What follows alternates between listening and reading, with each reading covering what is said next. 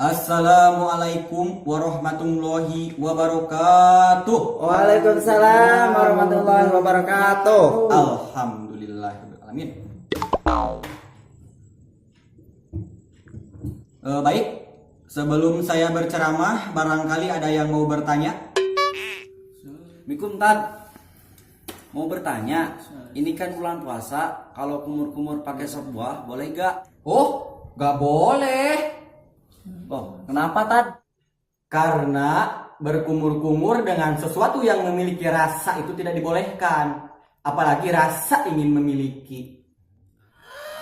Astagfirullah.